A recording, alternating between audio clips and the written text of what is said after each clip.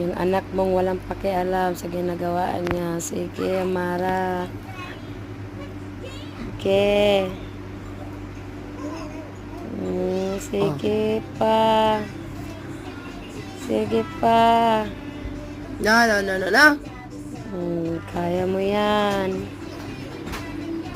Sobra ay. Sige, kainin mo pa yung chocolate. Ang pait niyan. Sige.